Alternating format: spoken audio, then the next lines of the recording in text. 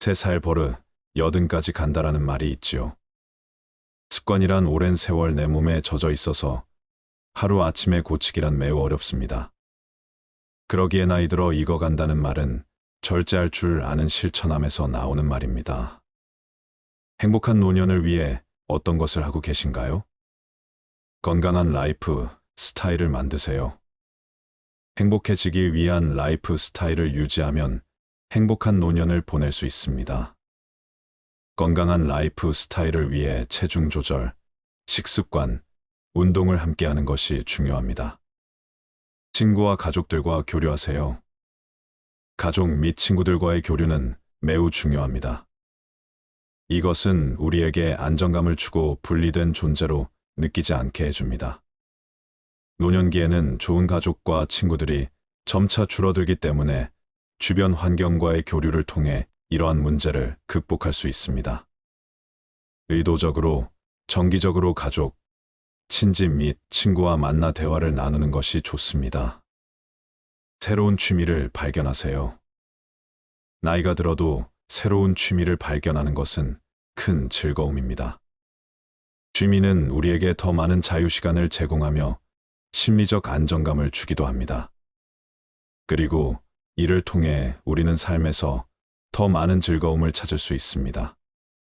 오늘은 행복한 노후 생활을 위해 노년이 되면 꼭 줄여야 하는 5가지를 말씀드리고자 합니다. 줄여야 할 5가지를 들어보시고 과연 이렇게 살고 있는지 체크해 보세요. 습관을 바꾸고 절제하기란 매우 어려운 일이지만 꼭 실천해 보시기 바랍니다. 첫 번째, 말을 줄여야 합니다. 나이가 들면 신뢰를 회복하기가 더 어렵습니다. 뱉은 말에 대한 책임감이 그만큼 커지기 때문인데요. 자신이 했던 말로 인해 그 화살이 나를 향하는 일이 생깁니다. 늙을수록 입은 닫고 지갑은 열라고 합니다. 제가 아는 분은 분위기에 취해서 돈을 빌려달라는 말에 흔쾌히 승낙했다가 나중에 후회하는 상황이 있었습니다. 내가 뱉은 말이 있어서 안 빌려 주기도 뭐하고 빌려주자니 신용이 안 좋은 사람이라 돌려받지 못할 것 같았기 때문입니다. 결국 돈을 빌려주면서도 아쉬운 소리를 하면서 빌려줬다고 하는데요. 더 가관인 점은 아직도 그 돈을 돌려받지 못했다는 사실입니다. 말보다 침묵이 낫다고 합니다. 모든 상황에서 입 닫고 가만히 있으라는 말이 아닙니다. 꼭 필요한 상황에만 말할 줄 아는 연습을 해야 합니다. 내가 말하는 상황이 필요한지 아는 방법은 간단합니다. 상대의 말을 잘 들어보면 됩니다. 상대가 말할 때 절대 끊지 말고 경청해 보세요. 비즈니스 대화에서도 상대가 말을 할 때 끊으면 무례합니다. 말소리를 듣고 영업에 실패할 수도 있습니다.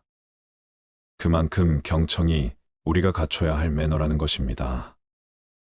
두 번째, 화를 줄여야 합니다. 나이가 많다고 감정대로 행동하는 분들이 있습니다. 어리다고 무시하고 내 기분이 나쁘다고 상대에게 화풀이하는 행동은 꼭 자제하셔야 합니다. 우리가 젊었을 적 보기 싫었던 어른의 모습이 바로 이런 모습이었습니다. 이런 행동은 꼰대 소리 듣기 딱 좋은 행동입니다. 그동안 나도 모르게 쌓인 화를 나보다 약하고 어려 보이는 사람에게 푸는 건데요. 일상에서 받은 스트레스를 해소하지 못하면 나이 들수록 화가 많아집니다.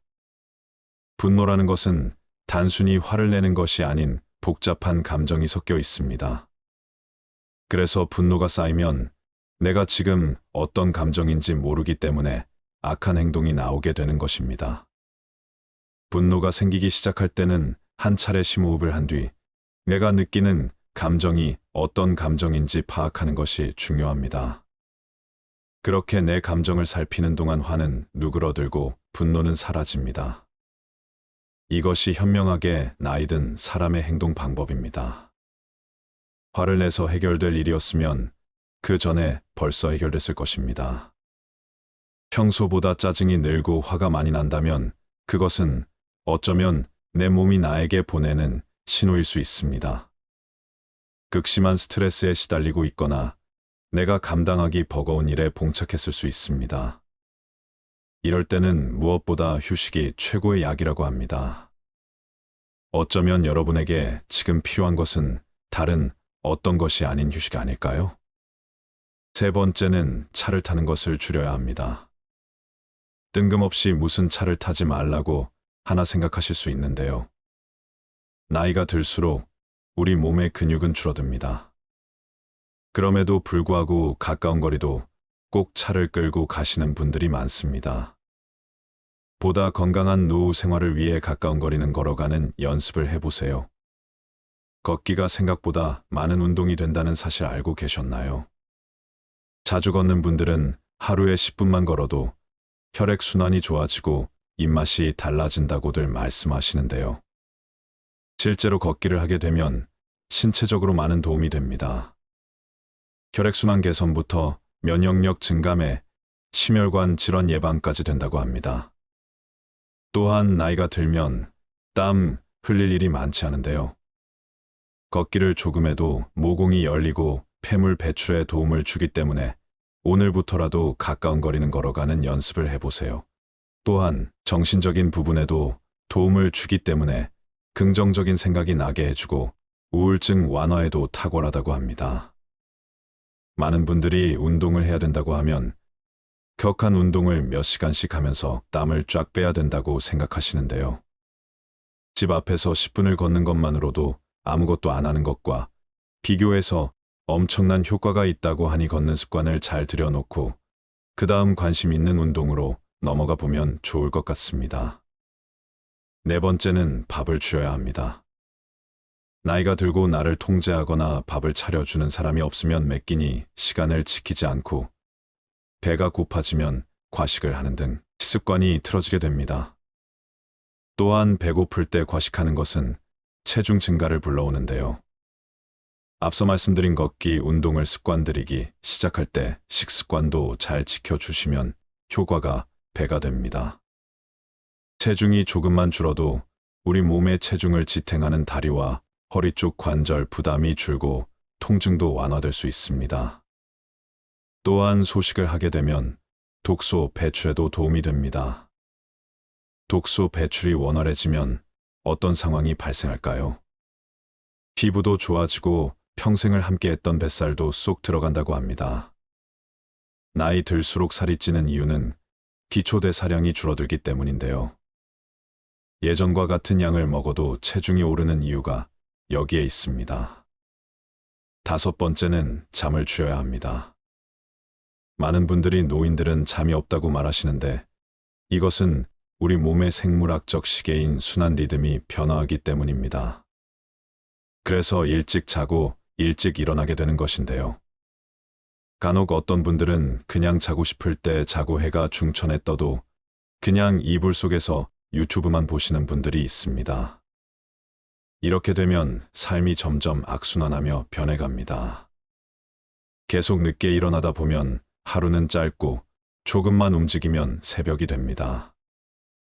그래서 어떤 분은 마음을 먹고 평소보다 일찍 일어나서 동네를 한 바퀴 걷고 와서 따뜻한 커피를 한 잔 마시고 낮잠을 좀 참고 평소보다 일찍 잠자리에 들었다고 하는데요. 이 생활을 한 달을 하니 몸이 달라진 게 느껴졌다고 합니다. 이렇게 똑같이 하라는 것이 아닙니다. 낮과 밤이 뒤바뀌어 있다면 그걸 되돌리는 게 첫 번째 과제라고 할 수 있습니다. 행복한 노후 생활을 위해 노년이 되면 꼭 줄여야 하는 5가지를 들으셨는데요.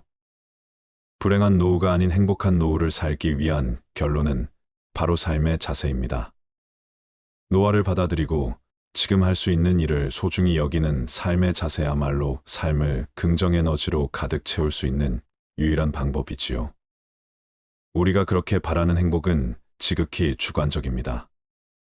이 말은 마음먹기에 따라 불행도 행복으로 바꿀 수 있다는 이야기입니다. 예를 들어 늙은 것을 한탄만 하고 아프다는 이유로 집에만 있다면 불행이 삶을 지배할 것입니다. 반대로 노화를 받아들이고 어떤 일 있든 할 수 있다는 생각으로 적극적으로 하려 한다면 삶은 더 알차고 행복에 가까워질 것입니다. 그렇다고 행복한 노년을 위해 할 수 있다는 강박관념을 가져서는 안 됩니다. 건강하게 오래 살아야 한다라는 과도한 강박과 욕심은 스스로를 압박하고 무리한 절제로 이끌어 결과적으로 행복하지도 건강하지도 못한 삶을 만듭니다. 건강하겠다는 강박에 빠지지 말고 당장 내일 생이 마감돼도 후회되지 않도록 무리하지 않는 선에서 하고 싶은 일을 하는 것이 중요하지요. 행복한 노년의 삶이란 현실을 그대로 받아들이고 내일 당장 생이 끝난다 해도 후회가 남지 않는 시간을 보내는 것입니다. 기대 수명이 점점 늘어남에 따라 몸과 마음이 모두 건강하게 늙기 위해 노력하는 사람 또한 많아지고 있습니다. 60세 이후 건강을 위해 고쳐야 할 건강에 해로운 습관 7가지를 말씀드리겠습니다. 첫 번째, 충분히 숙면하지 않는 습관. 사람이 나이가 들수록 잠이 줄어든다는 말이 있다. 수면 시간이 적더라도 깊이 잠들고 숙면을 하는 것이 중요하다. 두 번째, 사회적 관계를 유지하지 않는 습관. 외로움은 사람을 죽음에 이르게 할 수 있는 위험한 감정이다. 사회적 고립은 인지 저하, 우울증, 면역체계 약화, 비만 등의 위험을 높인다고 한다. 또한 심혈관 관련 질환 위험을 2배로 높일 수 있다. 남성이 사회적 고립을 겪게 될 가능성이 더 크기 때문에 더욱 외로움을 느끼지 않도록 조심해야 한다. 세 번째, 물을 충분히 마시지 않는 습관. 물을 마시는 것이 건강에 좋다는 것은 잘 알려진 사실이다. 어린이와 노인은 체내 수분량이 적기 때문에 탈수의 위험이 높다. 노인이 특히 탈수 위험이 더 높은 이유는 나이가 들수록 다양한 약물을 복용하기 때문이다. 심한 탈수는 신장 및 비뇨기 문제, 열사병, 저혈량 쇼크 발작의 원인이 된다. 네 번째, 과도한 운동을 하는 습관. 노인의 과도한 운동은 몸에 해로울 수 있다. 나이가 들수록 골다공증과 같은 정형외과적 문제가 발생할 위험이 커지는데 고강도 운동은 뼈 문제를 악화시켜 더 많은 건강 문제를 일으킬 수 있다. 일반적으로 60세 이상이라면 걷기나 춤, 요가 등의 운동이 좋다. 다섯 번째, 두뇌 활용을 적게 하는 습관. 사람은 나이가 들면서 뇌도 노화하고 이로 인해 인지적 변화를 경험한다. 알츠하이머 협회에 따르면 뇌 건강에 도움이 되는 사회적, 정신적 활동을 시작하기에 늦은 때는 없다. 새로운 기술을 배우거나 취미를 시작하거나 공부를 시작하는 것이 도움이 될 수 있다. 위에 언급했듯이 사회적 활동은 노인의 인지, 저하와 치매 발병을 늦춘다. 여섯 번째, 음식을 조절하지 않는 습관. 나이가 들수록 제2형 당뇨병이나 심혈관 질환 등 만성질환에 걸릴 확률이 높아진다. 이러한 만성질환을 예방하기 위해서는 설탕과 나트륨 섭취를 적게 하는 것이 좋다. 또한 만성질환이 있을 때는 의료진이 처방한 약물을 적절하게 복용해야 건강을 유지할 수 있다. 일곱 번째, 흡연하는 습관. 만병의 근원인 담배를 끊는 것은 연령과 관계없이 모든 사람에게 유익하다. 이미 흡연한 지 오래되어 늦었다고 생각할 수 있지만 60세에 금연하더라도 건강은 충분히 개선된다. 우리 삶을 방해하는 2가지 요소가 있다. 하나는 어느 것도 끝내지 않는 것이요. 다른 하나는 어느 것도 시작하지 않는 것이다. 남을 부러워하거나 질투하지 마라. 경계하지도 마라. 오로지 최상의 자신을 만들어가는 것에만 몰두하라. 다른 사람이 무엇을 하건 상관하지 말라. 오직 자신이 무엇을 하고 무엇을 하지 말아야 할지 자신의 일에 대해서만 집중하여 생각하라. 스스로의 마음을 다스려 온전히 한 곳으로 집중할 수 있다면 그 어떤 일이든 모두 해결할 수 있다. 남을 위해서가 아니라 너 자신의 행복을 위해 선을 베풀어라. 신의 지혜를 선물로 받아라. 내 눈과 마음을 새롭게 하여 선을 베푸는 그 자체에서 기쁨을 누리는 가장 행복한 사람이 되라. 모든 것은 마음가짐에 따라 이루어진다. 사악한 마음으로 말하거나 행동하면 괴로움은 그 사람을 따라다닌다. 반대로 깨끗한 마음으로 말하거나 행동하면 행복과 보람이 그 사람을 따라다닐 것이다. 부처님 말씀을 토대로 노년의 행복을 위하여 몸과 마음의 건강을 지키는 방법 6가지를 말씀드리겠습니다. 첫 번째, 노후에는 적게 먹어라. 음식이 아무리 맛이 있더라도 제 양을 초과하여 먹어서는 안 된다. 오직 기력을 도와 몸을 이롭게 하는 데에서 그칠 줄 알아야 한다. 수행자는 음식을 탐닉해서는 안 된다. 사람은 누구나 자신에게 부여된 음식의 양과 수명이 있다. 그러므로 자기의 몫이 아닌 음식과 수명을 탐내서는 안 된다. 탐한다 해서 자기의 몫이 아닌 것이 더 오지는 않는다. 음식을 탐하면 수명이 짧아진다. 자기 식복이 정해져 있기 때문이다. 음식에 대한 탐심을 많이 내어 이번 생 자신의 식복을 넘어서면 선생에 더 먹을 복이 없어지기 때문에 수명이 다할 수밖에 없는 것이다. 과식을 하면 복력 또한 소멸한다. 과식을 하는데도 오래 산다면 그 사람은 삶이 불행해지기 쉽다. 식복이 없는데 많이 먹으니 다른 폭력들이 식복을 대체하여 폭력이 줄어들다 보니 불행해진다는 것이다. 음식물 섭취를 줄이면 삶의 진행 과정을 늦출 수 있고 금욕으로 신체의 번식 전략을 생존 전략으로 전환시키면 장수할 수 있다는 것이다. 음식물 섭취를 줄이면 2배에서 4배까지 수명이 증가한다고 한다. 이후야 어찌되었든 과식은 수행자에게 여러모로 도움이 되지 않는다. 과식은 정신을 혼란하게 만들며 온갖 욕구와 번뇌를 불러일으키고 고요한 선정에 이르지 못하게 한다. 소식을 하면 몸도 마음도 경쾌하고 가벼워 쉽게 선정과 지혜를 얻을 수 있다. 두 번째, 술을 멀리하라. 술을 많이 마시면 몸과 마음이 가난해진다. 그러면서도 재물을 가벼이 여기고 사치를 좋아하여 집안을 망쳐 온갖 화를 부르게 된다. 또한 남들과 노름을 즐기고 다른 여색을 엿보게 된다. 술은 온갖 환난의 근본이요 재앙의 근원이다. 술은 독 중의 독이요 병 중에서도 고질병이다. 술은 날카로운 도끼 같아 착한 마음을 손상시키고 괴로움을 부른다. 술을 좋아하는 자는 부끄러움도 몰라 남의 경멸을 받게 된다. 그러므 술을 마실 때는 언제나 절제하는 마음을 가져야 한다. 술은 지혜의 종자를 끊고 어리석음의 결과를 불러온다고 한다. 사람의 정신을 휩쓸고 가는 것은 술만한 것이 없다. 술이야말로 재앙의 근원이고 환난의 근본이다. 과도한 술은 착한 마음을 손상시키고 괴로움을 부르며 경멸을 받게 된다. 술을 마실 때는 언제나 절제하는 마음을 가져야 한다. 사실 술 그 자체는 선도 악도 아니고 좋고 나쁠 것도 없다. 술이라는 것 자체에 어떤 좋거나 나쁜 변하지 않는 성품이 있는 것이 아니다. 그러니 술을 먹는 행위 그 자체를 가지고 좋거나 나쁘다고 단정 지을 수는 없는 것이다. 문제는 술에 있지 않고 사람에 있다. 잘못이 있다면 술 자체가 잘못이 아니라 그 술을 먹는 사람에게 있는 것이다. 술을 먹고 정신을 잃어버리거나 취한 정신으로 온갖 악행을 한다면 그것은 술이라는 경계에 휘둘리는 것이다. 술이라는 것도 하나의 경계에 불과하다.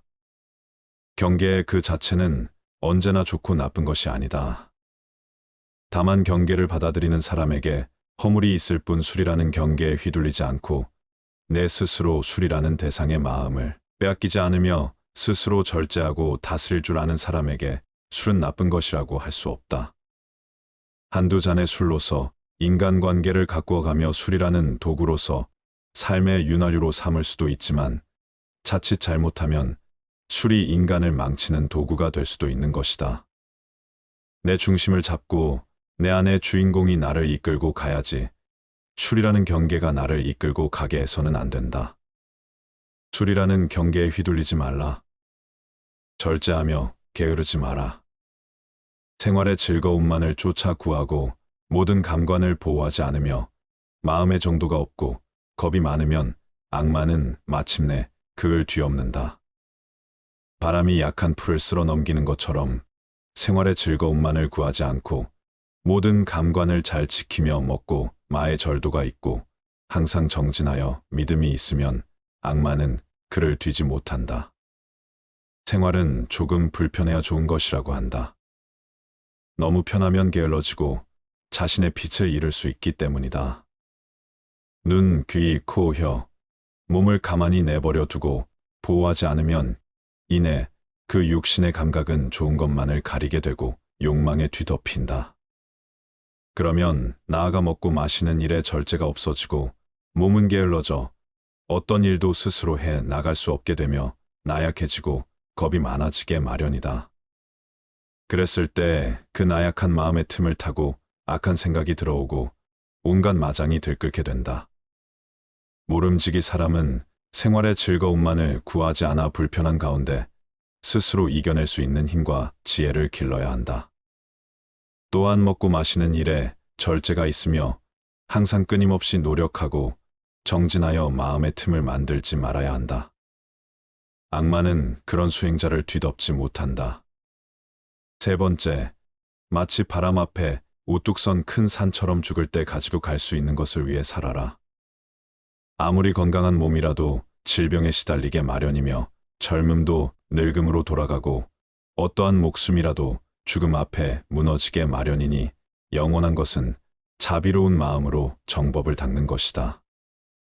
그러면 임종에 이르러 후회하지 않게 될 것이고 임종에 이르러 후회하지 않으면 집착이 없어 좋은 곳에 날 것이다. 생이 있는 모든 것은 반드시 사가 있게 마련이다.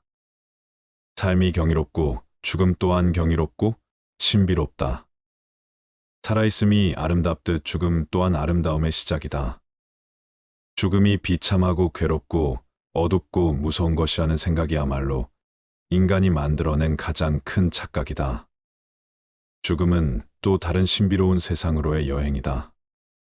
언제나 미지로의 여행은 신비롭듯 다음 생으로의 여행 또한 신비롭고 설렌다. 물론 이번 생을 온갖 악행과 폭력과 화와 번뇌로 물들이며 악업을 쌓아온 사람에게 죽음은 괴로운 세상으로의 여행이 되겠지만 선행과 자비와 사랑과 나눔과 깨어있음의 수행으로 한 생을 살아온 사람들에게 죽음은 설레고 행복한 새로운 탄생을 의미한다. 누구나 태어나면 죽고 건강하던 몸이 헐케지면 부귀영화도 사라지고 젊음도 늙음으로 돌아간다. 그러나 육신이 죽더라도 업력과 폭력과 수행력은 다음 생에 또 다른 새로운 나를 형성시켜 갈 것이다. 선업을 짓고 자비로서 복을 짓고 깨어있음에 수행을 행한 이는 임종에 이르러 후회하지 않을 것이고 후회가 없고 집착이 없는 이는 반드시 좋은 곳에 날 것이다. 죽음을 준비하는 것은 곧 삶을 어떻게 살아갈 것인가를 준비하는 것이다. 웰다행이 곧 웰빙의 바탕이다. 지금 이 순간 임종이 닥친다면 후회가 없을 것인가? 업과 복과 수행 앞에서 부끄럽지 않을 수 있겠는가? 죽고 나서 가지고 갈 수 없는 것들의 목숨을 거는 어리석은 삶을 그만두라. 죽고 나서 가지고 갈 수 있는 것들이야말로 참되다. 죽음에 이르렀을 때에도 생사의 분별에 집착하지 않으면 평생을 쌓아온 업장이라 소멸할 수 있다. 일생을 수행했을 임종에 이르러 생사에 집착하면 그 수행은 물거품이 되고 오히려 마귀의 포로가 되고 만다. 지금이라도 본래 마음을 깨달으면 다시 번뇌에 물들지 않는다. 하루 중에도 잠자리에 들기 직전이 중요하다. 시끄러운 TV, 소음에 시달리다 잠에 들면 잠든 내내 소음이 꿈속까지 뒤따라와서 정신을 뒤흔들어 놓지만 잠들기 직전 고요함 속에서 잠에 들면 밤새 고요함이 지켜진다. 가만히 잠들기 직전 무슨 생각을 하다 잠이 들었는지, 그리고 그 생각들과 꿈에는 어떤 연관이 있었는지를 떠올려 보라. 잠들기 직전의 생각이 온통 꿈속까지 휘젓고 다니며 단점을 방해하고 있음을 알아차리는 데는 그리 많은 노력이 필요하지 않다. 하루 중에 이처럼 잠드는 순간이 중요하듯 일평생 가운데는 죽는 순간이 중요하다. 아무리 일평생 수행을 잘했다 하더라도 죽는 순간 생에 집착하여 미련을 못 버린다면 그간의 모든 수행은 물거품이 되고 오히려 마귀의 포로가 되어 헤매고 말지만, 죽음에 이르러 생에 집착하지 않고 냉철한 깨어있음으로 죽음의 순간을 지켜본다면 일평생의 수행을 뛰어넘는 결과를 얻을 수도 있다. 죽는 순간 생사에 집착해 자유롭기 위해 사는 순간에도 끊임없이 생사의 집착을 놓아버리는 공부를 하는 것이다. 하루하루의 삶이 깨어있으며 집착을 버리고 욕망을 거스르며 온갖 번뇌를 놓아가는 쪽으로 비움과 수행의 삶을 사는 사람에게 죽음은 삶의 연장이다. 삶의 순간순간을 어떤 방식으로 살았느냐에 따라 죽는 순간을 어떻게 대처하느냐가 결정되어지기 때문이다. 올바른 웰빙이란 웰다잉과 다르지 않다. 웰다잉을 위해 죽는 순간에 공부를 위해 사는 순간, 생사에 집착 없이 올바로 죽는 연습을 하는 것이다. 생사를 비롯한 양극단의 모든 분별을 죽이는 것이야말로 참말로 잘 죽는 웰다잉이다. 네 번째, 더 이상 애쓰면서 살지 마라. 부모에게 받은 이 몸은 마치 시방의 허공을 입으로 불면 미진의 티끌이 있는 듯 없는 듯함 같으며 맑은 큰 바다에 거품이 흘러가면서 생겼다가 사라졌다함과 같다. 겉모습과 몸매와 외모가 중요한 세상, 이런 세상이야말로 이 세상이 얼마나 정신적인 타락의 길을 걷고 있는지를 증명해 주고 있다. 바깥에 보이는 것에 휘둘린다면 내면에 중요한 것은 뒷줄 신세를 면치 못한다. 몸의 실체는 어떠한가? 그것은 꿈과 같고 환술 같고 거품과 같고 그림자와 같고 티끌과 같다. 이런 몸을 무얼 그리 사랑하고 애착하는가? 그래서 옛 스승들은 이 몸을 똥주머니라는 똥만 잔뜩 넣어 가지고 다니는 똥주머니라고 했다. 똥주머니를 위해 무얼 그리 치장하고 내세우며 어여삐 여기는가? 몸 안에 온갖 내장이 기관들 똥오줌을 다 끄집어내 보면 얼마나 더럽고 흉측한 것인가? 그걸 다만 이 하얀 살결에 포장한 것에 지나지 않을 뿐이다. 살결에 포장한 것을 조금 잘했다고 예쁘다 하고 못했다고 못났다고 차별할 일이 무엇인가? 모두가 한낮 뜬 구름과 같고 바다에 뜬 거품과 같으며 꿈과 같고 그림자와 같은 것일 뿐이다. 다만 마음이 중요한 것이다. 몸을 중요시 여기는 그 마음이 우리 몸을 더욱 더럽히고 욕되게 만든다. 몸에 얽매이고 집착할수록 정신은 공허하게 총기를 잃고 만다. 그러니 몸 형상 모습 생김새를 탓하지 말고 또 얽매이지도 말자. 몸을 이제 그만 놔둬라. 다섯 번째, 부모님을 잘 섬기고 부모님께 효도하라. 부모님 공경이 곧 부처님 공경이다. 부모님은 나를 낳아서 나로 하여금 도를 배우게 하심으로 모든 남자는 나의 아버지이며 모든 여인은 나의 어머니로 알아라. 이제 깨달음을 얻는 것은 다 부모님의 은혜이니 사람이 도를 배우고자 하면 먼저 효도로 정진하지 않으면 안 된다. 부모님의 은혜는 부처님의 은혜와 동등하고 부모님을 섬기는 데서 오는 과보는 불보살님을 섬기는 데서 오는 과보와 동등하다. 부모님께 효도를 베푼다면 이 세상의 모든 선행에 으뜸이 된다. 부모님이야말로 지금의 나를 개 한 뿌리이며 근원적인 인연이기에 부모님이나 부부 자식처럼 나와 가까운 인연은 곧 내 안에 업이 투영된 관계라고 볼 수 있다. 그들 속에서 나를 볼 수 있어야 한다. 그들과 나와의 관계는 곧 내 안의 업을 녹이는 공부이고 나 자신을 성장시켜가는 마음, 공부의 생생한 현장이다. 업장 소멸에 열린 장이 바로 가족이며 부모다. 그렇기에 부모에 대한 효도야말로 우주적인 순리를 따르는 수행이 자비의 시작이다. 부모님과의 관계가 바르지 못하다면 그 첫 단추가 사회생활의 모든 단추를 흐트러지게 만든다. 가족과의 관계, 그 기초 위에서 모든 타인들과의 인연이 성숙되어 가는 것이다. 특히 효도는 모든 자비와 지혜의 첫 단추와 같다. 그래서 부모님을 공경하는 것은 곧 부처님을 공경하는 것과 같다고 하는 것이다. 부모님처럼 가장 가까운 인연을 소중하게 간직할 수 있어야 한다. 가장 가까운 인연이야말로 내 업의 나눔이니 부모님과의 관계가 껄끄럽고 아름답지 못하다면 그것은 부모님과의 닦아야 할 업이 많은 연유이다. 부모님을 잘 섬기고 부모님께 효도하라. 그것이 업장 소멸의 매우 빠른 길이고 모든 공덕이 그로 인해 시작된다. 어리석은 범부들은 나를 나라고 보아 나에 집착한다.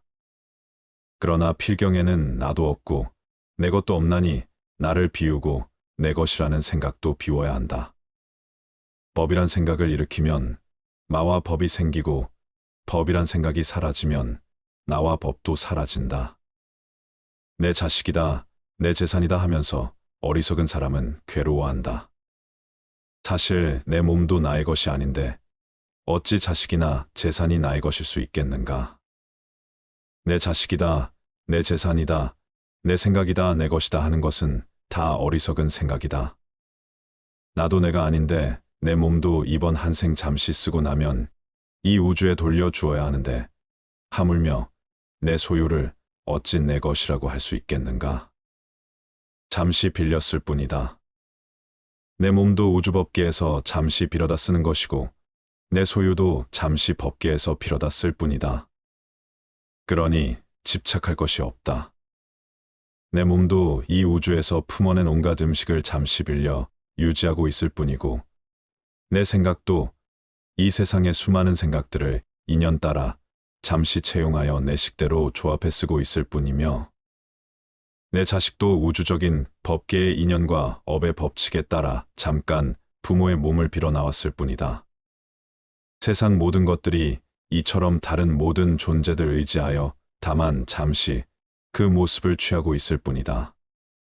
세상 모든 존재는 우주의 것이며 다른 모든 존재들의 것이다. 6번째, 유산을 남겨주기 위해 자신의 귀중한 생애를 다 쓰지 마라.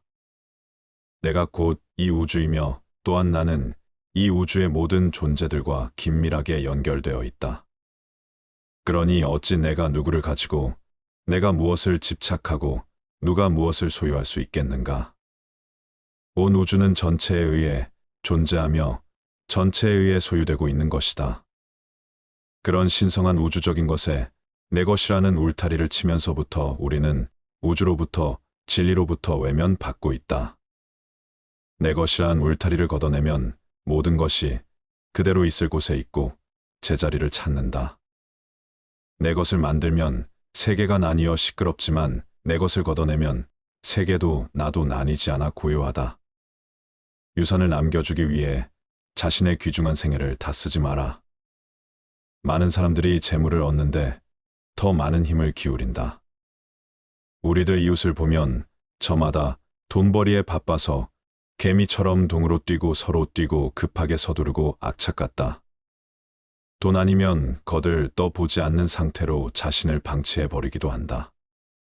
사람들은 돈을 벌면 대부분 쌓아두거나 모은 돈을 통해서 더 큰 돈을 벌 생각을 한다.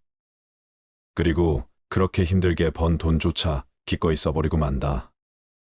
다행히 어떤 사람이 생애를 무사히 마칠 때까지 별탈 없이 돈을 엄청나게 벌었다 치자 그동안 그가 땀을 쓴 보람으로 남은 것은 단지 황금 덩어리일 뿐 이제 귀중한 세월은 다 써버리고 말았다. 남은 그 황금 덩어리를 남에게 물려줄 일만 남은 것이다. 그런 생애가 혹시 남 보기에는 호화롭고 멋지게 보일지 모르지만 그는 사실상 인생을 잃기 위해 돈을 벌었으며 남에게 빼앗기기 위해 돈을 번 것이나 마찬가지다. 돈을 벌어서 써보지도 못하고 유산으로 남겨주기 위해 귀중한 인생을 낭비했다. 그는 참으로 허망한 일을 했으며 잊힌 생애를 살았다고 말할 수밖에 없다. 평생을 의식주의 호화호식 위에 악전고투를 하며 사는 것처럼 어리석은 일은 없다. 더구나 대체로 대한 유산을 물려받은 사람들은 순식간에 재산을 탕진하는 일들을 주위에서 흔히 보아왔다. 그렇다면 그는 자신의 인생도 돈을 위해 망치고 유산을 물려준 자녀까지 망치는 일을 자행해온 셈이 된다. 명예는 보배롭고 명성은 탐나는 것이지만 그것은 소수의 비범한 자에게만 허용되는 왕관이다. 그리고 그것은 돈으로도 살 수 없는 값진 것이다. 그러나 사람들은 명예의 월계관보다 재물을 더 선택하고 있다. 과연 돈이 많으면 남들이 떠받들 것이다라는 말이 사실이며 그것이 과연 행복을 가져다 줄 것인지는 의문이다. 모두가 그토록 바라던 순간은 바로 지금이다. 비록 100년을 살지라도 마음이 어리석다면 고요한 마음으로 하루를 사는 것만 못하다. 비록 100년을 산다고 하더라도 마음이 어리석고 탐욕스럽고 성냄을 일으킨다면 차라리 고요하게 그 마음을 비추며 한순간을 보내는 것보다 못하다. 살면서 탐내고 어리석음을 지으면 그것이 다 번뇌가 되고 업이 되어 윤회의 수레바퀴만 더욱 길어지게 만들 뿐이지만 고요하게 그 마음 비추며 한순간을 보낸다면 억겁의 윤회를 쉬게 할 것이기 때문이다. 한순간을 살더라도 고요한 마음으로 마음을 비추며 영상 속에서 산다면 어리석은 마음으로 100년 1000년을 사는 것에 비할 수 없는 공덕이 생긴다. 어리석은 세월은 날이 갈수록 업장만 늘리게 되지만 고요한 한순간의 명상은 업을 소멸하고 지혜를 움트게 한다. 시간이란 환상일 뿐이다. 아무리 오랜 시간일지라도 단 한순간의 평화와 맞바꿀 수 없다.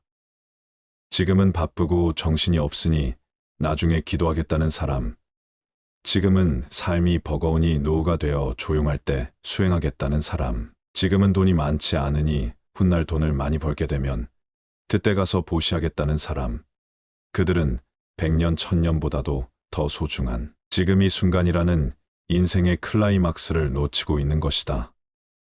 지금 행하지 않으면 더 이상 시간은 없다. 지금까지 우리는 100년 1000년을 뒤로 미루며 지금까지 오지 않았는가? 그렇게 찾아오던 최상의 때는 바로 지금이며 최고의 장소는 바로 여기이다. 수행에서는 한순간도 버릴 것이 없다. 한순간이라도 마음을 고요히 하고 비추어 보라. 찬란한 지금 이 순간을. 부처님 말씀을 토대로 노년의 행복을 위하여 몸과 마음의 건강을 지키는 방법을 말씀드렸습니다. 우리는 살며 나이를 먹어갑니다. 어릴 때부터 어른이 되기 위해 배워야 할 것들을 배우고 경험을 통해 성숙해가며 세상을 더 잘 이해하게 됩니다. 그러나 나이를 먹으며 우리는 얻어야 할 것뿐만 아니라 버려야 할 것도 생각해야 합니다. 나이를 먹어가며 얻어야 할 것뿐만 아니라 버려야 할 것에도 집중하는 것은 더 풍요로운, 행복하고 만족스러운 삶을 살기 위한 핵심입니다. 과거의 짐을 버리고 긍정적인 관점을 채택하며 관계를 중요시하고 배우며 발전하며 감사하며 충실하면 나이가 들어도 우리는 풍요로운 삶을 즐길 수 있을 것입니다. 이것이 나이를 먹어가며 얻어야 할 것과 버려야 할 것에 집중해야 하는 이유입니다. 오늘은 인생 후반기 삶이 심플해지기 위해서는 어떤 습관을 버려야 할지 알려드리겠습니다. 인생 후반기 사물에 대한 집착을 버리고 주변을 정리하면 말끔한 기분의 일상생활이 더 자유로운 기분으로 하루하루를 행복하게 살아갈 수 있을 것입니다. 우리의 행복은 물질로 채워지는 것이 아니라 정신적 평안과 안정에 있기 때문입니다. 은퇴를 하고 인생 후반기에는 이런 불필요한 것들 버리기를 실천해서 좀 더 삶을 가볍고 여유로운 마음으로 살아갈 필요가 있습니다. 불필요한 것을 버리는 생활이란 단지 물건을 버리는 것만이 아니고 살아가면서 자신의 몸에 배어버린 안 좋은 습관들을 하나씩 버려 없애는 의미도 포함됩니다. 먼저 과거의 무거운 짐을 버려야 합니다. 나이가 들면서 우리는 과거의 경험과 기억을 더 많이 갖게 됩니다. 이것은 양면성을 지닌 것입니다. 어떤 경험은 우리에게 지혜와 성숙함을 가르쳐 줍니다. 그러나 불행히도 어떤 사람들은 과거의 실수나 상처를 너무 오래 기억하고 끌어올려 자신을 괴롭히는 경향이 있습니다. 나이가 들면서 우리는 이러한 무거운 짐을 버리고 더 나은 미래를 위해 나아가야 합니다. 두 번째로 불필요한 스트레스와 걱정을 버려야 합니다. 나이가 들면서 스트레스와 걱정은 더욱 해로울 수 있습니다. 미래에 대한 불안, 건강 문제, 경제적 문제 등 다양한 이유로 우리는 스트레스를 받게 됩니다. 그러나 스트레스와 걱정은 우리의 건강을 해칠 수 있으며 행복을 방해할 수 있습니다. 나이가 들면서는 불필요한 스트레스와 걱정을 버리고 현재의 순간을 즐기기 위해 노력해야 합니다. 세 번째는 바로 선입견입니다. 어릴 때는 몰라서 이럴 거야 하고 착각하고 오해하는 경우가 많고, 나이가 들면서는 이랬으니 이렇겠지 하고 편견을 갖게 되는 경우가 많습니다. 어릴 때는 내가 잘 모르고 어리석다는 것을 감추고 싶어서 그랬던 것 같고, 나이가 들어서는 미지의 것에 대한 호기심을 잃어버려서 그랬던 것 같습니다. 시간이 지나 여러 가지 일들을 경험하고 그런 경험으로 인해 지혜가 생기는 것은 좋은 일이지만, 반대로 선입견이라는 것이 생겨버리기도 합니다. 그래서 아직 해보지 않은 일에 대해, 아직 읽어보지 않은 책에 대해, 보지 않은 영화에 대해, 아직 제대로 만나보지 않은 사람에 대해 제대로 알아보려 하지 않고, 눈 돌리지 않았는지, 귀를 닫고 이야기를 듣지 않았던 것은 아니었는지, 마음을 열고 생각을 기울여 주었는지 본인에게 물어봐야 합니다. 모르면서 아는 척하는 것이 꼴볼견인 것만큼 선입견으로 미리 이럴 거야 하고 판단해 버리는 것도 꼴볼견입니다. 물론 해보고 읽어보고 만나보고 들어보고 그 다음에 판단을 내리는 것은 괜찮습니다. 인생을 살면서 쓸데없다고까지는 할 수 없어도 그다지 꼭 필요하지 않은 것들에 너무 많은 시간과 물질 에너지를 낭비하고 살고 있다는 생각이 들 때가 있습니다. 우선 큰 집과 자동차 집안을 꽉 채우고 있는 수많은 가구나 옷, 기타 각종 물건들과, 그리고 온갖 사람들과의 관계 때문에 생기는 행사나 만남들, 이로 인한 형식적 체면 치레 때문에 많은 시간과 돈을 쓰게 됩니다. 나이가 들면서 우리는 지금까지의 삶에 감사하고 충실해야 합니다. 우리의 경험과 노력에 대한 감사의 마음을 가지고 더 나은 미래를 향해 나아가야 합니다. 또한 가족과 친구들에 대한 감사의 마음을 표현하고 나누는 것도 중요합니다. 나이를 먹어가며 얻어야 할 것뿐만 아니라 버려야 할 것에도 집중하는 것은 더 풍요로운, 행복하고 만족스러운 삶을 살기 위한 핵심입니다. 긍정적인 관점을 채택하며 관계를 중요시하고 배우며 발전하며 감사하며 충실하면 나이가 들어도 우리는 풍요로운 삶을 즐길 수 있을 것입니다. 이것이 나이를 먹어가며 얻어야 할 것과 버려야 할 것에 집중해야 하는 이유입니다. 나이가 들면 들수록 물건의 사용 여부와 상관없이 버리지 못하고 모아두는 습관이 생깁니다. 여러 원인이 있지만 인지기능 저하가 주요 원인으로 꼽힙니다. 사람은 나이가 들면 서서히 인지 기능이 떨어지는데, 실제 저장강박증이 있는 자도 젊은 층보다는 노인에게서 많다고 합니다. 오래된 신문, 잡지책, 옷을 버리지 못하는 것에서부터 심하면 실내가 쓰레기로 가득 찬 상태로 내버려 두기도 합니다. 인구 중 2에서 5% 나타날 정도로 흔한데, 환자는 젊은 층보다 노인에게서 2배 정도 많다는 연구 결과가 있습니다. 하지만 이러한 물건들은 생활 속에서 무심코 사용하다가 건강에 악영향을 주는 것들이 있습니다. 알고 보면 건강에 무척 해로워 당장 버려야 하는 것들이 있습니다. 오늘은 안 아프고 건강하려면 65세 전까지 즉시 버려야 할 물건 5가지에 대해 알려드리겠습니다. 첫 번째, 오래된 약과 영양제. 집에 영양제가 쌓여 있는 분들 많으실 겁니다. 그런데 모든 영양제를 매일 같이 잘 챙겨 드시나요? 어떤 영양제는 매일같이 꼼꼼히 챙겨 드시기도 하겠지만 어떤 영양제는 체질에 잘 맞지 않아 먹지 않고 한자리에 몇 년간 방치되기도 합니다.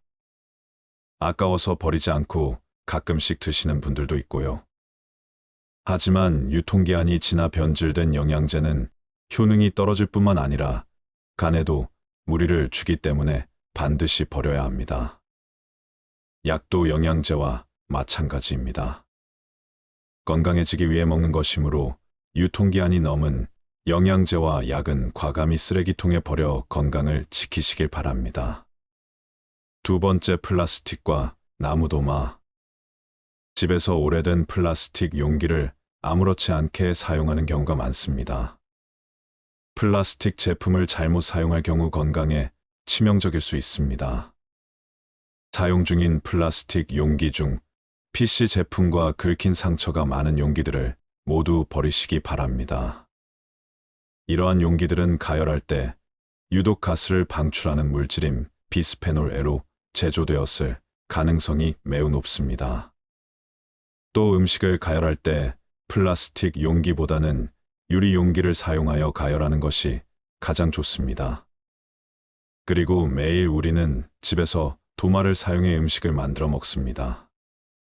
칼질 많이 한 플라스틱과 나무로 된 도마에 당연히 시간이 지날수록 흠집이 많아집니다. 수많은 틈 사이에는 박테리아나 곰팡이가 서식하기에 좋아 사용 후에는 반드시 도마를 깨끗이 닦아 통풍이 잘 되는 곳에 잘 말려줘야 합니다. 음식은 우리의 입을 통해 몸 안으로 들어가므로 위생적인 조리도구를 이용하는 것이 무엇보다 중요합니다. 세균과 곰팡이는 면역력을 떨어뜨리고 염증을 일으키기에 반드시 도마를 깨끗하게 유지하고 자주 바꿔 주도록 하세요. 요즘은 스테인리스 도마도 있다고 하니 균이 번식하기 어려운 도마를 사용해 보는 것도 좋을 것 같습니다. 세 번째, 낡고 다른 운동화. 운동화를 한번 사면 몇 년을 계속 신게 되는데 오래된 운동화는 굽이 달라 충격 흡수율이 매우 낮습니다.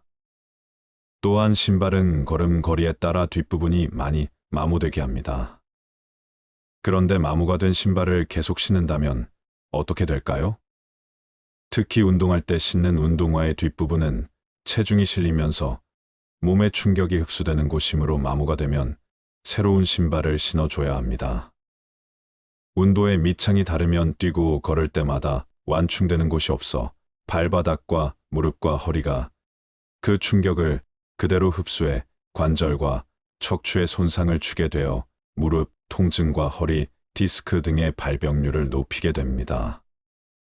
아무리 마음에 드는 운동화라도 밑창에 마모된 곳이 있으면 꼭 교체하여 무릎과 허리가 다치지 않도록 예방하시기 바랍니다.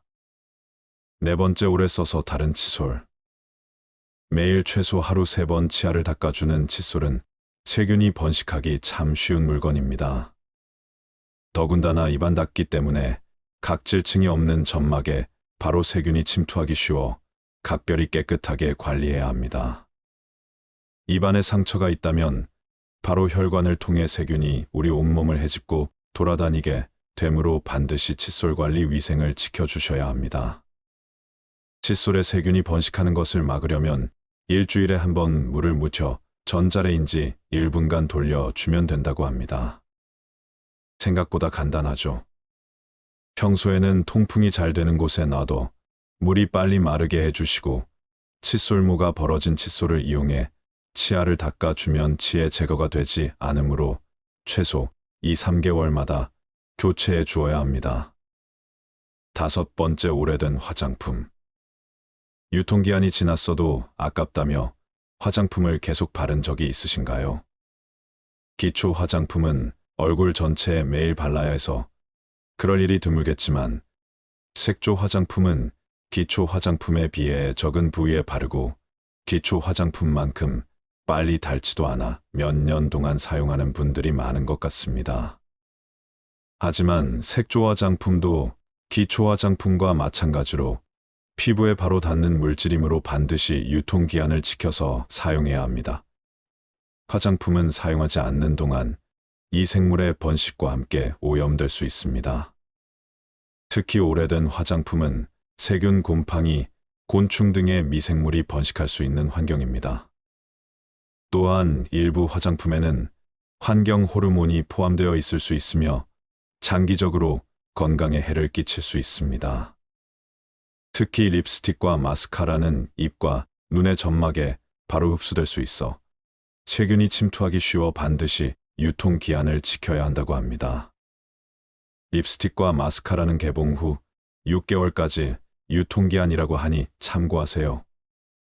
사용하지 않는 화장품은 즉시 버리는 것이 좋고 사용 중인 화장품은 꼭 유통기한을 체크하여 적절한 시기에 교체하세요. 우리의 건강은 우리가 책임져야 할 소중한 자산이므로 건강한 삶을 위해 행동에 옮겨 보시기 바랍니다.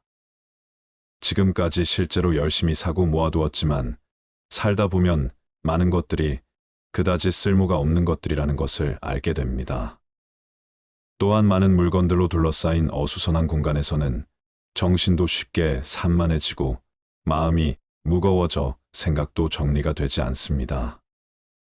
그러므로 물건에 대한 집착을 버리고 주변을 가볍게 정리할 필요가 있습니다. 살다 보면 어떤 일이든 후회가 남습니다.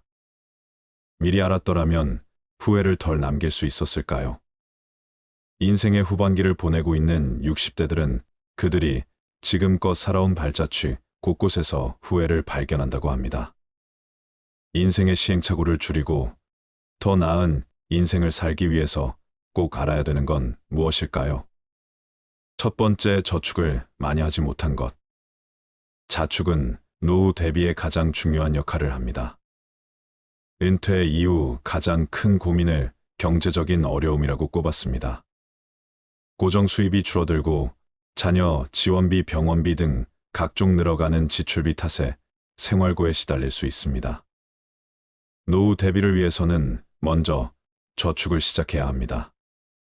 저축을 시작할 때는 먼저 현재 수입과 지출을 파악하고 가능한 많은 돈을 저축하는 것이 좋습니다. 젊은 나이에 저축을 하지 않으면 은퇴 이후 큰 고난을 겪게 될 수 있습니다. 두 번째, 배우자에게 잘하지 못한 것. 배우자는 평생을 함께 할 반려자입니다. 60대가 되어서도 배우자가 옆에 있다면 그야말로 그것 자체가 천복입니다. 그러나 상대방의 소중함을 쉽게 간과해버리고는 합니다. 나이가 들수록 곁에는 서로만 남게 되며 자식도 소용없습니다.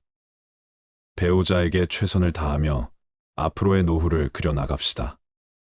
세 번째, 건강을 소홀하게 한 것. 건강이 중요하다는 사실을 모르는 사람은 없습니다.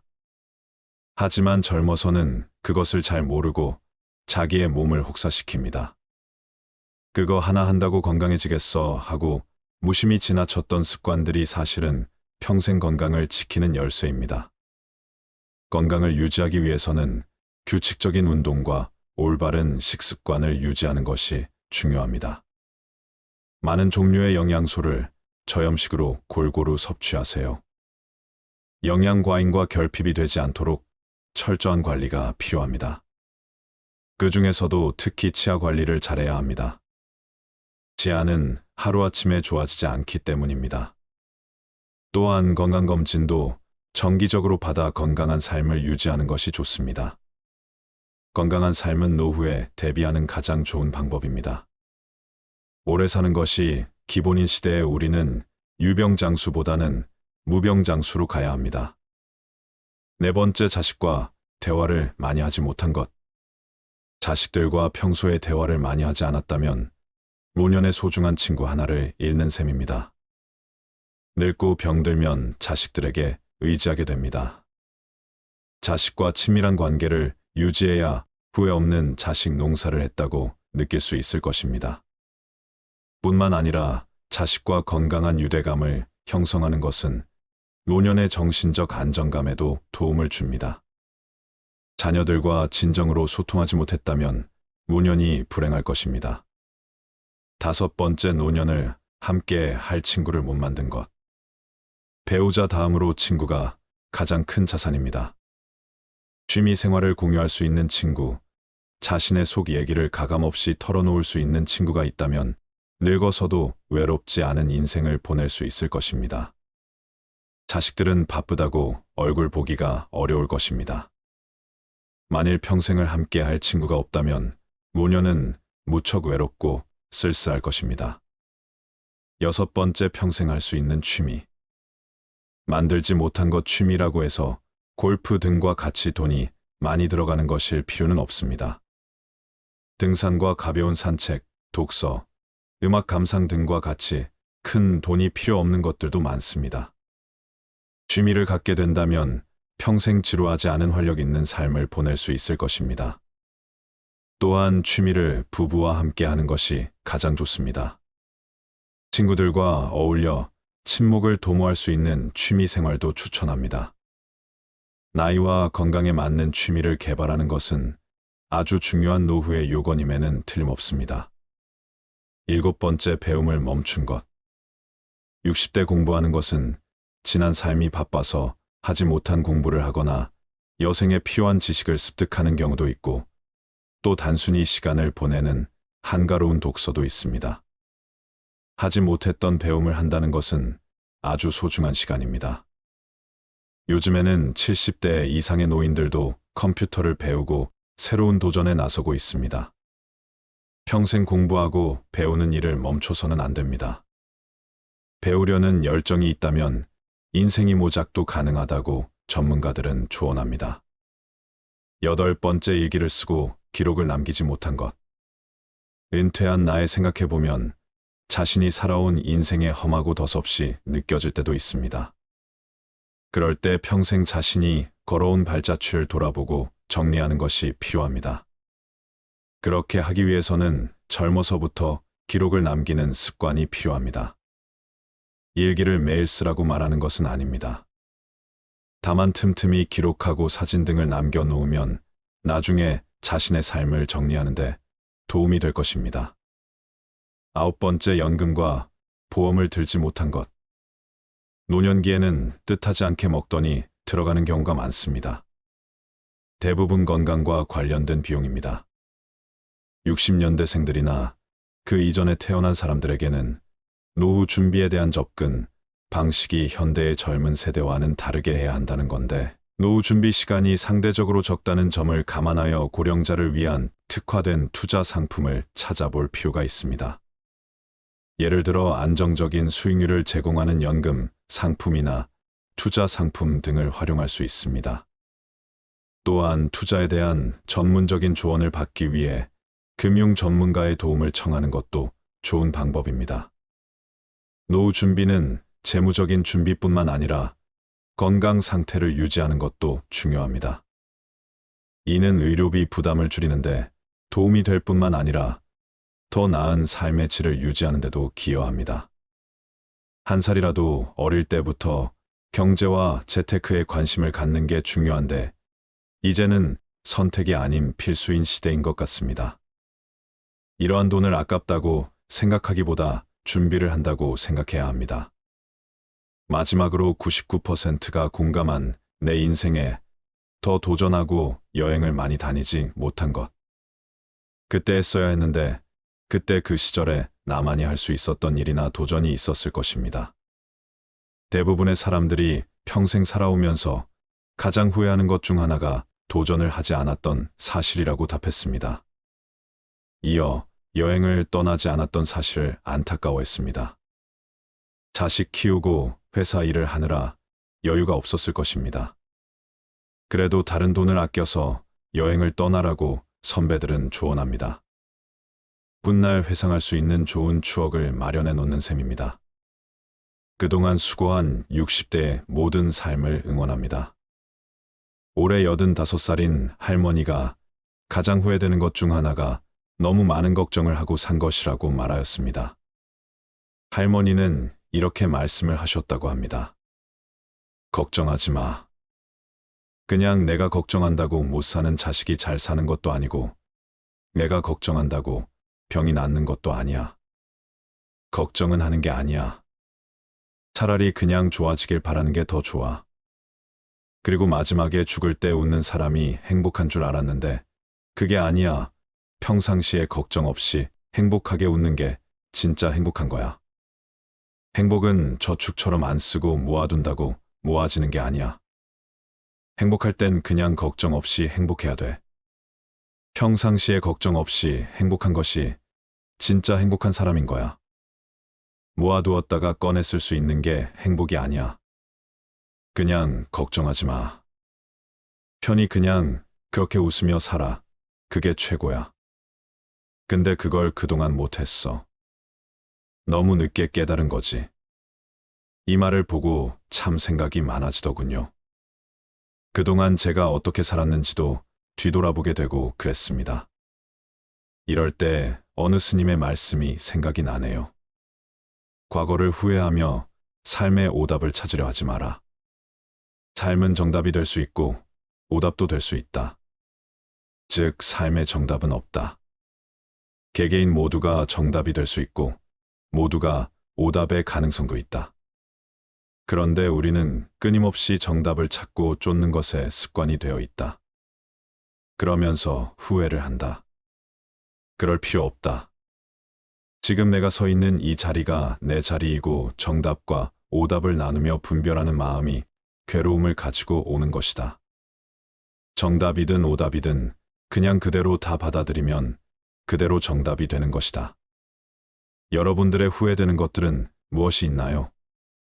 그리고 그 후회되는 것들을 하지 않기 위해 어떤 노력을 하고 있나요? 지금껏 쉴 틈 없이 달려온 여러분의 마음에 위로가 되는 좋은 글 하나 읽어 드리도록 하겠습니다.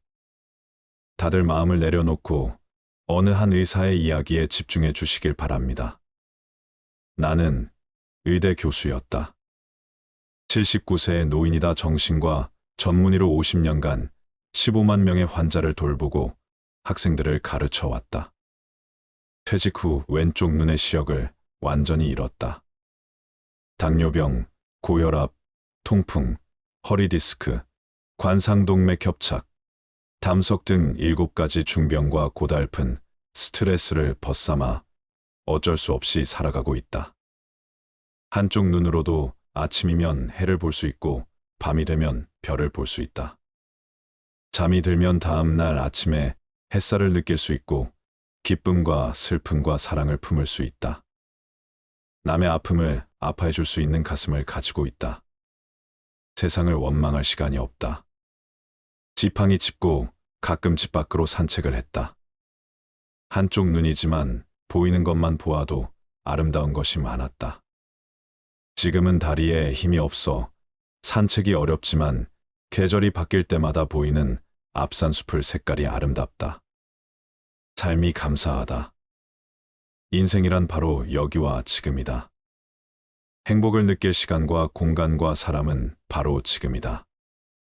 지금 여기에서 함께하는 사람들과 어울려 한 번이라도 웃으며 이야기를 나눌 수 있는 곳이 바로 즐거움이다. 살아보니까 그렇다. 뇌 속에서 행복을 만드는 물질은 엔돌핀이다.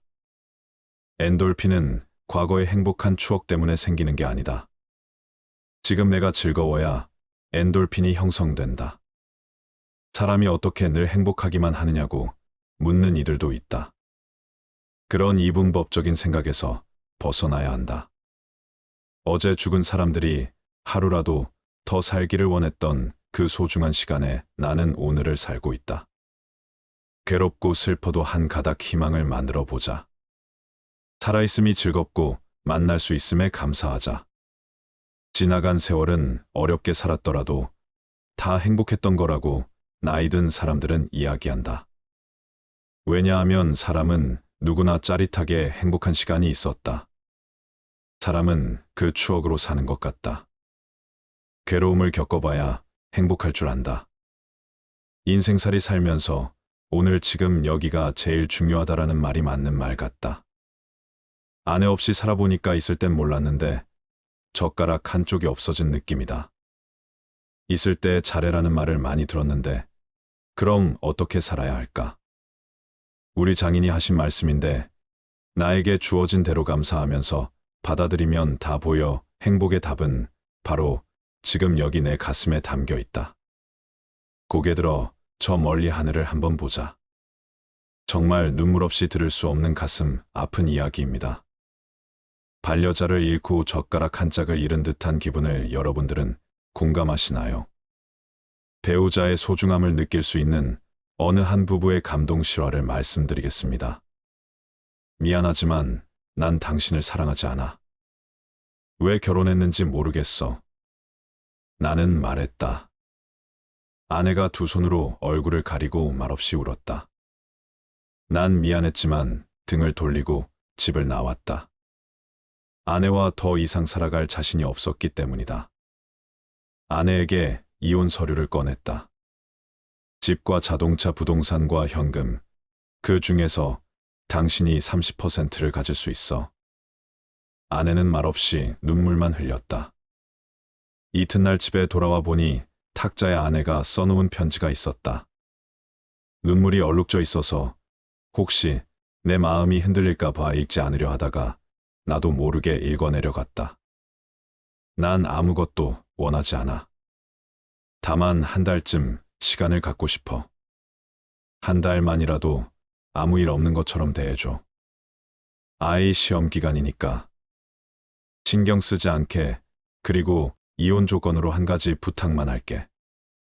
당신이 결혼 첫날 아침 출근할 때 나를 안아서 거실에서 현관까지 갔던 것처럼 한 달간만 그렇게 해줘. 이 여자가 미쳤나 이런 생각이 들었지만 한 달이면 끝날 일이니까라고 생각하며 그렇게 해주기로 했다. 첫날 거실에서 아내를 들어 올려 안았을 때 몹시 어색했다. 몇 년간 우린 신체 접촉이 없었으니까. 칩보를 걸어 현관까지 갔을 때 뒤에서 아이가 박수를 쳤다. 멋있다면서 나는 아이에게 웃음을 지어 보이며 아내를 내려놓고 출근했다. 둘째 날은 첫날보다 나아졌다. 아내는 내 가슴에 적극적으로 기댔고 블라우스에서는 향기가 났다. 피부의 잔주름을 보면서 그동안 모르는 사이 이렇게 됐구나 하는 생각이 들었다. 나와 결혼해 이렇게 되었구나 생각하니 조금 미안했다. 셋째 날, 넷째 날 아내를 들어 올렸을 때 오래전에 친밀함이 돌아오는 듯한 느낌이 들었다. 내게 자신의 10년을 바친 이 여자 다음 날 또 다음 날 아내를 안아 나르는 것이 익숙해졌다. 어느 날 아침 아내가 옷을 고르고 있었다. 옷들이 모두 커져버렸다며 투덜댔다. 그러고 보니 아내를 들면 들수록 가벼워지는 느낌이 있었다. 이혼 걱정에 야위어 가고 있는 중일까? 또 다른 아침 아들이 들어오더니 엄마를 안고 나갈 시간이에요라며 미소를 짓는다. 녀석에게 이 일이 이제 일상으로 자리 잡은 것이다. 아내는 아이를 꼭 껴안는다. 마음이 흔들리고 있다. 드디어 마지막 날이 왔다. 나는 아내와 헤어질 수 없다는 걸 알았다. 이혼을 취소하기로 했다. 회사에서 나온 뒤 꽃집에 들려 부케를 샀다. 부케에 나는 이제부터 죽을 때까지 당신을 아침마다 들어올릴게라고 써달라고 했다. 그리고 집으로 달려갔다. 여보, 미안해. 우리 헤어지지 말자. 난 당신을 여전히 사랑해. 현관에 들어서자마자 나는 소리쳤다. 그런데 아무런 응답이 없었다. 안방으로 들어서자 아내는 잠든 듯 가만히 누워 있었다. 그녀는 숨져 있었다. 아내가 남긴 편지에서 위안 말기였다는 사실을 알았다. 아내는 자신의 시한부 삶을 받아들였고 아들에게 다정한 부모의 마지막 모습으로 기억하게 하고 싶었던 것일까. 부케를 떨어뜨리며 나는 주저앉은 채 아내를 안고 한없이 울었다. 위의 글은 외국인의 페이스북에 올라왔던 글입니다. 실화든 소설이든 사연이 가슴을 아프게 하네요. 우리는 날마다 함께하고 가깝게 접하는 것들에 대해서는 귀하고 가치 있다는 것을 모르는 경우가 많습니다. 그것이 얼마나 소중하다는 것도 인식하지 못하죠. 그러다 내 곁을 떠난 후에서야 깨닫게 되지요. 그때서야 가슴 치며 후회해도 소용없게 된답니다. 내 곁에 있는 소중한 사람, 오늘 하루 따뜻한 미소로 대하는 하루 만들어 보세요. 물고기는 물속에 있을 때는 그 어느 곳으로든 갈 수 있는 자유와 행복을 가지고 있습니다. 하지만 물고기는 자신이 자유롭고 행복한 존재라는 사실을 알지 못합니다. 사람들이 쳐놓은 그물에 걸려 땅 위에 올라오고 난 후에야 비로소 그때가 행복했었다는 사실을 알게 됩니다. 사람 또한 마찬가지 아닐까요? 가지고 있을 때는 모르다가 꼭 잃어버린 후에 아들이 늦게 행복이 무엇인지 깨닫게 되는 못난 습성. 행복은 공기 같은 것입니다. 보이지도 않고 만질 수도 없지만 어느 곳에나 있는 영국 속담 중에는 이런 것이 있습니다. 행복은 사라진 후에야 빛을 낸다. 사람들이 행복의 실체를 보고 만질 수 있다면 그것이 떠나가기 전에 소중히 다루련만 행복은 언제나 떠나가면서 제 모습을 사람들에게 보여준다는 말이겠죠.